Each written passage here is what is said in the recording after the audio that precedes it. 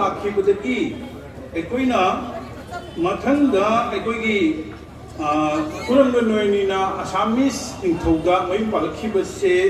चही लिसिंग चाम चत्रेट का खुंबुगा निपान दा पालखिबनी हाइरिबा कुरंगी नोयनीना मयु जुम पालकपा मतमसे मतमदुगा लुहोंग खुंगोंगा मतुंगा नुपी खक्ता थिनबसे तौनदे चटनदे मतमदुगा जुमना अलिपिदा तरम ngaपुन अकोइगी नुपी है अकोइगी निंथौगी मचा नुपी सिना चटखरगा निंथौ कोनुंगा महारानी ओइरसु ओइद्रगसु माकना लेबदा लोन फोंगदबा अमदी माकी मतारोय माकी मैतेगी साजत लिजत चचा pizza पुनमक्तो madu kudang matu uthok pa hek ngamoy dabanina adugi tamakta ningthona jumna tra manga kun gumbase thara aga leheli aduna maki mataroi oina legedo bungatani aduna madugumba matamdagi aikoina ngalingay matamdagi ikuna Assam leibak siga aikoina ngaleta aduna lakrabani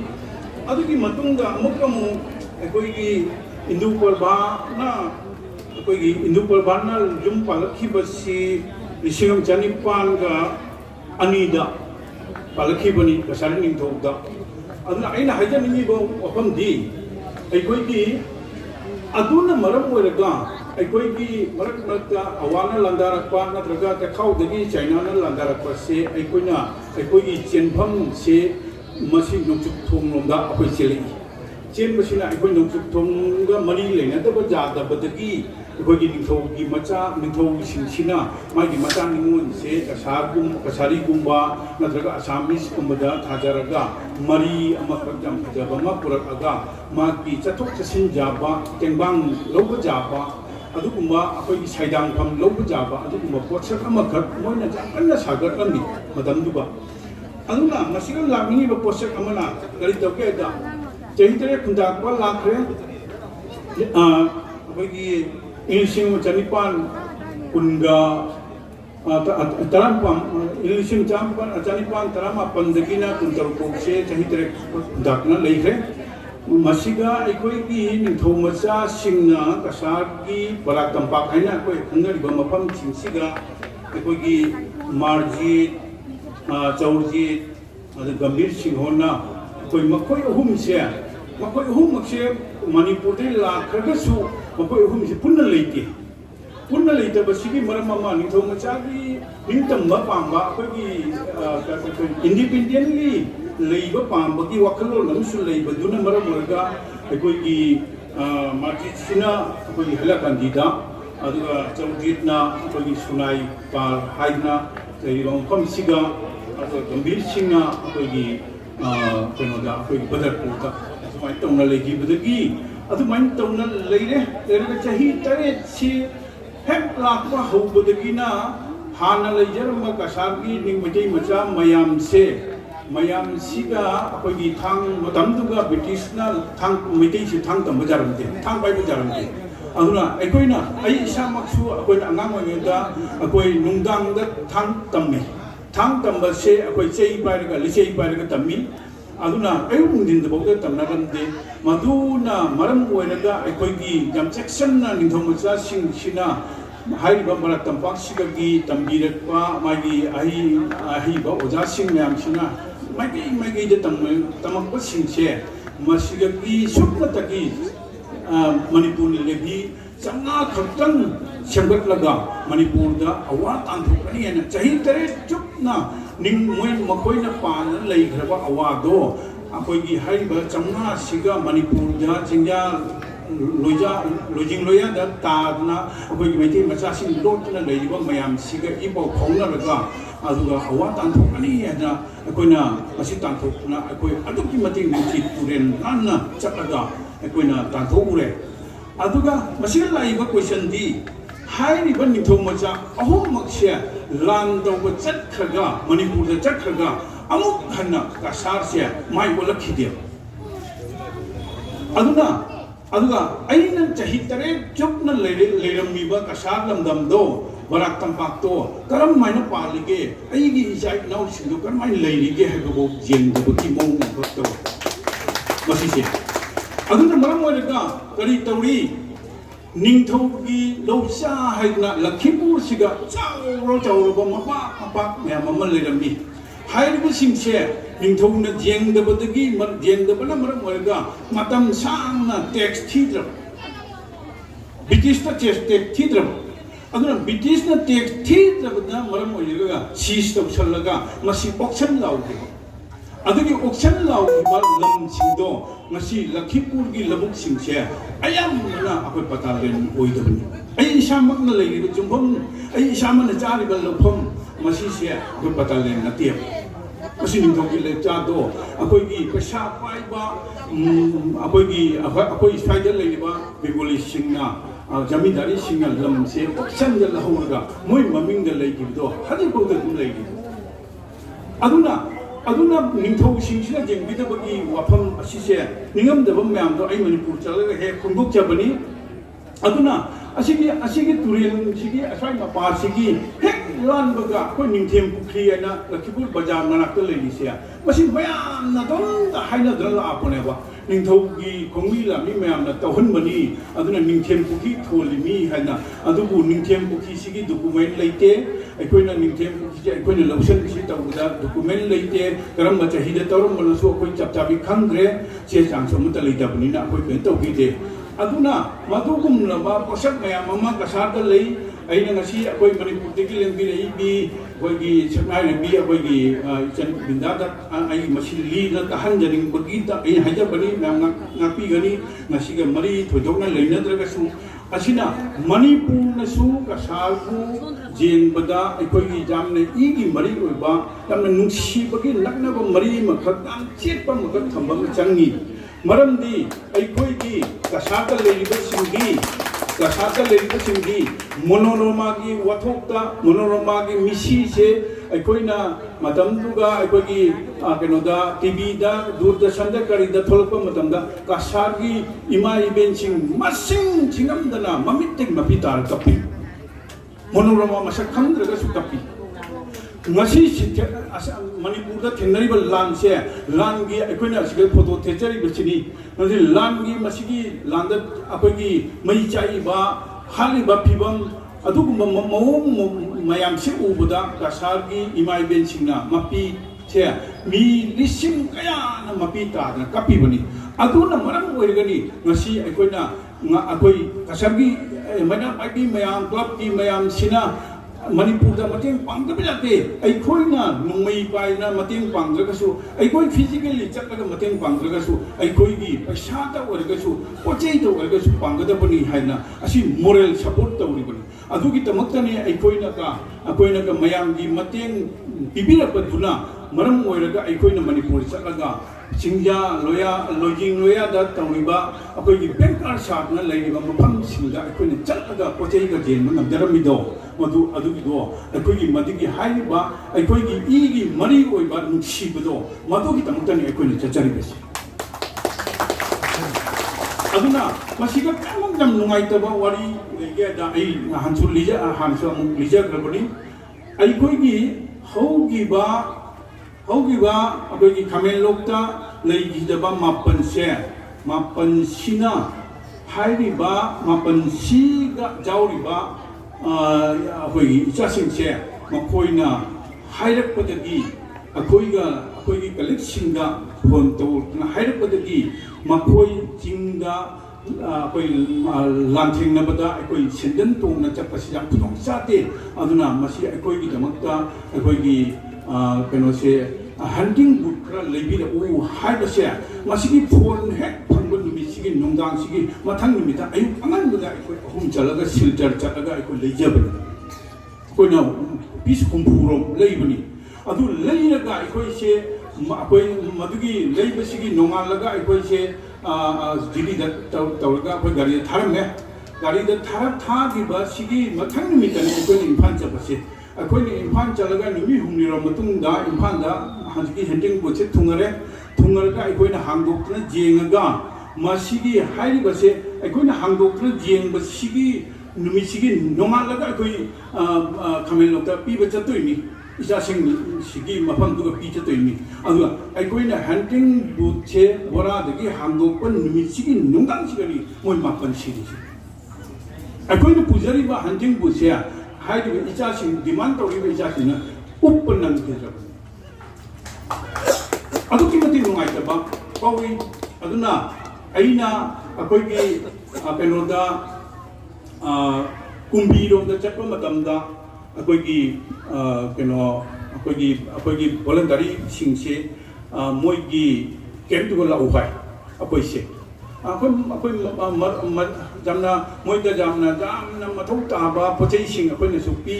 aduna mokoi amtang babung ham tal lembi rawo akoi to yom sin jengbi wai adu lapi kala chingchu wang hai bu akoi kadre adu moi oina kauraga lapasiga moi ani nipa macha ani ghache aingonda khong paida khurami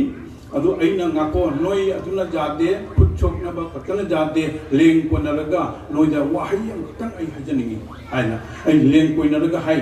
ai koina kasar haribal lamdam do asam gi kasar haribal lamdam dagi ai koina lai se masi se ai koina lan thum mayam ma puraga lapanate supna tagi ai koina khara pujara paduna tongan bani ai koina lai basidi noiga leng konaraga noida aigi thawai gi oiba aigi hakchang gi oiba energy aigi panggan che nakoda pige isa singamo oina aduga nakoina ning hanba jate nakoina manipur ngakadabani manipur gi micham parja ima indol icha mayam ama ahinga tanggu leitaina tummi basya masi noi leibadagini adra noi gi nakota manipur lei haibasiga makoina mamite mapitaraga keno antore pabung aring da wabinu aikoi nasa aikoi da borpina biramu aikoi na lan ngamgani aikoi na soita ngamgani adu aikoi thongna madugi hapiramu haibdo madu tabada aikoi gi ai su mitigi pi tabi khangokte adugum laban nungsi reba posak mayam se masi kari gi tamaktuno aikoi ni igi mari oiru budagi adugi nungsi na base aikoi na matam khudingmakta kasar hajik khara akogi chahi manga ama kara masigadi khara bulla ene manipur digi mantri mangol kase hanade amat lapi ponte mantri da lapi MLA da lapi ponte kasar siga jam na tang na ka lakhra ni adui do masi tawbidana akoina mari se khangda bani kasar amasung manipur haibase jam nakna ba tripura ka su jam nakna ba leiri adu kasar ga de adu ki henna namna madugi akogi historical oiba akogi posak mayam ama hajik akogi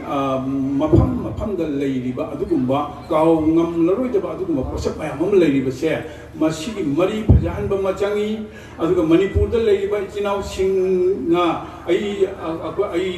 mayam da di dum khadi hajaramani akoi organization se macha se pangpok ta pokhoga amaga leadership munaba amaga akogi tinada ba mangna hengrani mangna adu mai activist na do oire ai mangna adu tawdi ai adu tawgadabni haiba asigum baji thadoga akoi panmaki chungchanaraga aikoina akoi aponbagi liching ama puraga aikoigi iramdam kannaba haibase masi lakadabuni aduna kasa manipur da ngasi ayuk sitpan sito nungthinda kasarda phangi kariginoida aikoi kanagumba haji ngasigi handaki irang si thoktriŋagi mamangdadi manipur digi ayu anganbada injang thonga tiffin da hapaga kasada purakaga pu nungthingi pungani da chaba jauri kanagumba aduk jam jamna nakhaba mafam siga adugi posakse manipur da chaliba organization mayam macha pokpa amaga tinaba jataba samtanga punjan naba jataba asigumba potse asigi matawse asi kasar su chapchana tawdna aikoi su machet tana bagi pot ang leirei base masi aikoi punjan naba semgada bani aikoi mapang kangada bani manipur na karigumba aikoi manipur da lan hoba natraga manipur gi asoi bapana makta aikoi busu tana bada aikoi busu samja hanbigada bani aikoi gi haijadraba imphal shahar da leiriba singduga aikoi ga aduki matik khenaramgani abudilo sing leibadagi karidagi alidi sentum pakisu adani helibani adumaku aikoi ima leibaki tamakta kanana bai tamakta aikoi na tawba da kari leigi haiba matanga matam gi oina aikoi su saruk janingi haiba sisu akoi i wakanda pauri aduna kari akoi ngasi akoi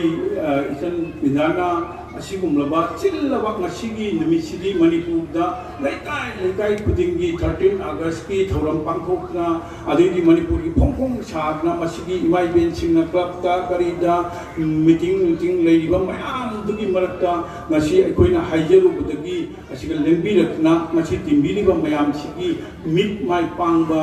ꯑꯣꯏꯅꯅꯕ ꯑꯩꯈꯣꯏꯒꯤ ꯋꯥꯈꯜ ꯂꯧꯁꯤꯡ ꯐꯥꯎꯅꯅꯕꯒꯤꯗꯃꯛꯇ ꯋꯥꯍꯩ 5 ꯑꯃ 10 ꯑꯃ ꯉꯥꯡꯕꯤꯔꯝꯕꯁꯦ ꯑꯗꯨꯛꯀꯤ ꯃꯇꯤꯛ ꯑꯩꯈꯣꯏ ꯐꯖꯩ ꯃꯗꯨꯅꯅꯤ ꯑꯩꯈꯣꯏꯅ ꯃꯅꯤꯄꯨꯔꯒ ꯑꯩꯈꯣꯏꯒ ꯃꯔꯤꯁꯦ ꯌꯥꯝꯅ ꯆꯦꯠꯄ ꯃꯔꯤ ꯑꯃ ꯊꯝꯒꯗꯕꯅꯤ ꯍꯥꯏꯅ ꯑꯩꯅ ꯈꯟꯖꯔꯤꯕꯁꯦ ꯑꯗꯨꯅ ꯉꯁꯤ ꯈꯛꯇ ꯅꯠꯇꯅ ꯑꯩꯈꯣꯏ ꯏꯆꯟ ꯏꯟꯗꯤꯌꯥꯒꯤꯗꯤ ꯐ꯭ꯌꯨꯆꯔꯗ ꯅꯍꯥ ꯑꯣꯏꯔꯤ ꯐ꯭ꯌꯨꯆꯔꯗ ꯑꯇꯩꯁꯨ ꯃꯅꯤꯄꯨꯔ ꯀꯟꯅꯅꯕꯒꯤ ꯈꯣꯡꯊꯥꯡ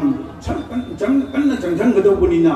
ꯑꯗꯨꯒꯨꯝꯕ ꯃꯌꯥꯝꯗ ꯃꯇꯝ ꯈꯨꯗꯤꯡꯃꯛꯇ ꯃꯅꯤꯄꯨꯔꯗ ꯂꯩꯕꯤꯔꯒꯁꯨ ꯀꯁꯥꯔꯗ ꯑꯩꯒꯤ ꯏꯆꯦ ꯏꯆꯟꯁꯤꯡ ꯏꯄꯥ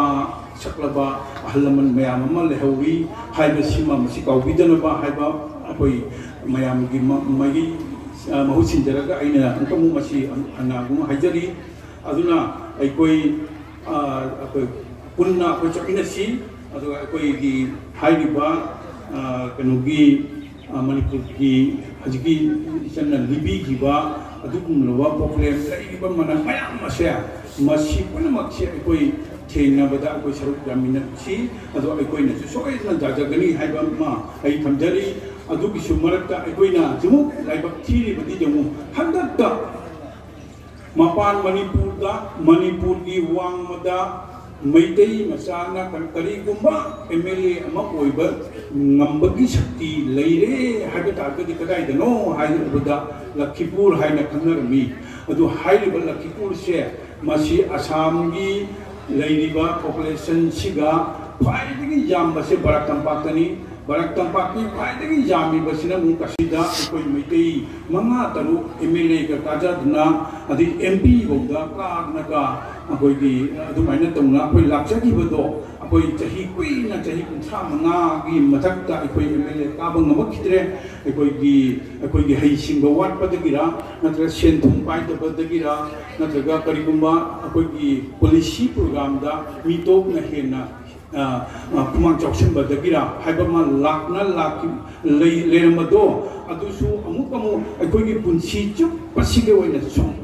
ꯀꯥꯔꯣꯏꯗꯕ ꯄꯣꯠꯁꯛ ꯑꯃ ꯍꯟꯗꯛꯃꯨꯛ ꯊꯣꯛꯈ꯭ꯔꯦ ꯑꯩꯈꯣꯏꯒꯤ ꯑꯁꯥꯝꯒꯤ ꯗꯤꯂꯤꯃꯤꯇꯦꯁꯟꯗ ꯃꯅꯤꯄꯨꯔꯤ ꯈ꯭ꯋꯥꯏꯗꯒꯤ ꯃꯆꯦꯠ ꯇꯥꯍꯟꯈꯤꯕꯁꯦ ꯂꯈꯤꯄꯨꯔ ꯍꯥꯏꯔꯤꯕ ꯂꯝꯗꯝꯁꯤꯅꯤ ꯂꯈꯤꯄꯨꯔꯗ ꯍꯧꯖꯤꯛ ꯂꯥꯛꯀꯗꯕ ꯏꯂꯦꯛꯁꯟꯁꯤꯡꯗ ꯖꯤꯂꯥ ꯄꯔꯤꯁꯠ ꯀꯥꯕꯒꯤ ꯑꯁꯥꯕꯗ ꯑꯩꯈꯣꯏ ꯂꯩꯇ꯭ꯔꯦ ꯑꯗꯨꯗꯤ ꯑꯩꯈꯣꯏꯒꯤ ꯄ꯭ꯔꯙꯥꯟꯒꯨꯝꯕ ꯀꯔꯤꯒꯨꯝꯕꯗꯤ ꯁꯨꯡꯀꯥ ꯀꯥꯔꯣꯏꯗ꯭ꯔꯥ ꯍꯥꯏꯕꯐꯥꯎꯗ ꯑꯩꯈꯣꯏ ꯆꯤꯡꯅꯕ ꯂꯩꯔꯦ ꯑꯗꯨꯅ ꯑꯩꯈꯣꯏꯁꯦ ꯃꯩꯇꯩ ꯍꯥꯏꯕꯁꯦ ꯑꯩꯈꯣꯏꯒꯤ ꯃꯥꯡꯗꯁꯨ ꯂꯥꯡ ꯇꯨꯡꯗꯁꯨ ꯇꯦꯟ ꯍꯥꯏꯕꯗꯣ ꯃꯗꯨ ꯑꯣꯏꯔꯤꯕꯁꯦ ꯀꯔꯤꯒꯤꯗꯃꯛꯇꯅꯣ ꯍꯥꯏꯕꯁꯦ ꯑꯩꯈꯣꯏꯗ ꯃꯤꯇꯣꯞꯁꯤꯡꯅ ꯑꯩꯈꯣꯏꯕꯨ ꯀꯔꯛ ꯌꯦꯡꯁꯤꯜꯂꯤꯕ ꯅꯨꯡꯁꯤꯗ꯭ꯔꯤꯕꯁꯦ ꯃꯁꯤ ꯀꯔꯤꯒꯤꯅꯣ ꯍꯥꯏꯕꯁꯤꯁꯨ ꯑꯩꯈꯣꯏ ꯃꯁꯦꯟ ꯆꯨꯡꯁꯤꯟꯅꯔꯒ ꯌꯥꯝꯅ ꯀꯨꯞꯅ ꯈꯟꯅ ꯅꯩꯅꯗꯅ ꯑꯩꯈꯣꯏꯒꯤ ꯑꯔꯥꯟꯕꯅ ꯀꯔꯤꯅꯣ ꯑꯆꯨꯝꯕꯅ ꯀꯔꯤꯅோ ꯑꯩꯈꯣই ꯆꯨꯝꯊꯣꯛꯄ ꯌꯥꯕꯅ ꯀꯔꯤ ꯂꯩꯒꯦ ꯍꯥꯏꯕꯁꯦ ꯑꯈꯪ ꯑꯍꯩ ꯃꯌꯥꯝꯒꯤ ꯃꯃꯥꯡꯗ ꯇꯥꯟꯅꯔꯒ ꯑꯩꯈꯣꯏ ꯈꯟꯖꯃꯤꯟꯅꯕ ꯃꯇꯝ ꯑꯣꯏꯔꯦ ꯍꯥꯏꯕꯁꯦ ꯑꯩ ꯄꯟꯖꯅꯤꯡꯉꯤ ꯑꯗꯨꯅ ꯉꯁꯤ ꯃꯌꯥꯝ ꯑꯩꯈꯣꯏꯒꯤ ꯃꯌꯥꯝ ꯇꯤꯟꯕꯤꯔꯤꯕ ꯈꯨꯗꯤꯡꯃꯛꯅ ꯉꯁꯤ ꯑꯩꯈꯣꯏꯒꯤ ꯁꯥꯈ꯭ꯔꯕ ꯅꯨꯡꯁꯥꯁꯤꯒ ꯑꯩꯈꯣꯏꯅ ꯐꯦꯟꯁꯨ ꯊꯧꯔꯥꯡ ꯇꯧꯕ ꯉꯝꯍꯧꯗ꯭ꯔꯕ ꯅꯣꯡꯁꯦ ꯉꯁꯤ ꯅꯤꯅꯤ ꯍꯨꯝꯅꯤꯁꯦ ꯁꯨꯡꯂꯦꯞꯇꯅ ꯆꯨꯕꯅꯤ ꯑꯗꯨꯅ ꯑꯩꯈꯣꯏꯅ ꯅꯣꯡ ꯆꯨꯒꯗ꯭ꯔꯥ ꯌꯥꯝ ꯁꯥꯔꯣꯏꯗ꯭ꯔꯥ ꯍꯥꯏꯅ ꯐꯦꯟꯒꯤ ꯊꯧꯔꯥꯡ ꯇꯧꯖꯍꯧꯗꯕꯅꯤ ꯑꯗꯨ ꯈꯨꯗꯤꯡꯃꯛꯇꯣ ꯑꯁꯣꯏꯕ ꯑꯉꯥꯡꯕ ꯃꯌꯥꯝꯒꯤ ꯄꯦꯟꯗꯕ ꯃꯌꯥꯝ ꯂꯩꯔꯝꯒꯅꯤ ꯑꯗꯨ ꯈꯨꯗꯤꯡꯃꯛꯇꯣ ꯑꯩꯈꯣꯏ ꯃꯁꯦꯟꯅꯤ ꯑꯩꯒꯤ ꯏꯁꯥꯒꯤ ꯖꯥꯇꯤꯒꯤꯅꯤ ꯏꯁꯥꯒꯤ ꯏꯅꯥꯠꯀꯤꯅꯤ ꯑꯩꯈꯣꯏꯅ ꯇꯧꯔꯤꯕ ꯈꯨꯗꯤꯡꯃꯛꯁꯦ ꯑꯩꯈꯣꯏ ꯄꯨꯝꯅꯃꯛꯀꯤꯅꯤ ꯑꯋꯥꯕ ꯅꯨꯡꯉꯥꯏꯕ ꯄꯨꯝꯅꯃꯛ ꯊꯦꯡꯅꯃꯤꯟꯅꯒꯗꯕꯅꯤ ꯍꯥꯏꯕ ꯋꯥꯈꯜ ꯈꯟꯕꯤꯔꯒ